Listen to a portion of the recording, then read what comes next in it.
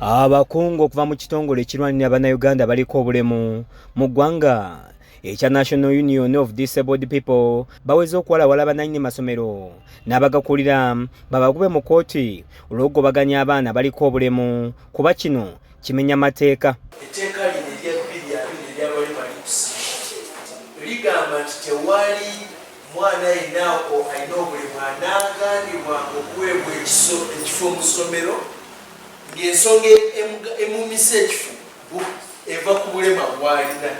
Amasomero agamu gakyalina omusizo gateekawo gagaana okuadmitinga abaana abamu. Waliwo n'ebintu ebirala ebimu ebyolukale ng'abatakisi basobola okugaana okutwala omuntu aliko obulemu olw'okuba alina eggaali olw'okuba alina emiggo.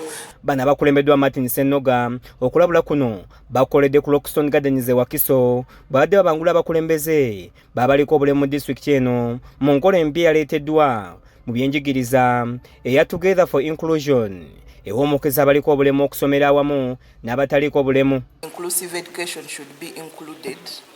Teachers should be trained in inclusive education mainstreaming. Our main concern is the government to put in more effort and allow this inclusive education in the able-bodied schools.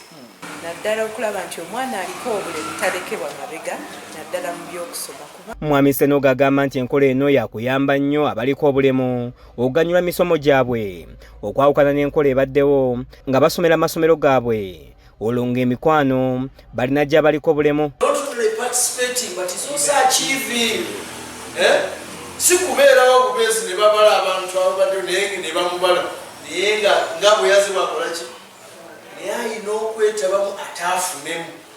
With this inclusive education babeera nga basomera mu communities zaabwe tebavaamu babeera within their community ne bakulira omwo ne bapiyazi baabwe newesa nti ne babeera bamaliriza okusoma n'emirimu bagifuna around ate n'okuwasa oba n'okufumbirwa era basigala nga balina abantu baabwe bakuze nabo. Enkola eno yakubuna ebitundu by'eggwanga ebyenjawulo nga bakusinziira ku nnongosereza yakolebwa mu ssemateeka wa Uganda akawero namba 30 okuvunaana essomero lyonna erinaagobaganya omuyizi yenna aliko obulemu. Amasomero agamu gagaana abaana abalina obulemu lwa butamanya ate amateeka ga Uganda gagamba obutamanya tebukuzisaako ki. So tujja kutuuka ku kiseera ekimu nga wabaawo amasomero ge tuwaabira mu kooti olw'okugaana abalemu okugenda okukola ki okusoma. Ssentebe w'abaliko obulemu era mmeeya wa Namayumba Town Council Kasenene Nelson agamba nti okusomesa abaana abaliko obulemu mu masomero ag'enjawulo kimalayo enkolagana yaabwe n'abataliko obulemu ng'asabye gavumenti okussaawo enkola ey'ekintabuli kiyamba abaliko obulemu okutambulira awamu n'abataliko obulemu. Okubanga basomera amasomero gaabwe gokka gatondawo community efaanana ng'eyaabwe yokka. Ane baana abantu abalala abataliko obulemu abataliko ki nabeera babeera mu community yaabwe nga tebamanyi bulungi kukolagana n'abantu bano. Kaseera balaba nga beetaaga okusaasira mu kifo ky'okubawa opportunities okusituka basobola okweyimirizaawo nga balaba ng'oluusi abasabiriza oluusi balina ekifaananyi kya kye balaba. Kiza Peter yakusakidde eggulye lino ku lwa KSTV Agaleero.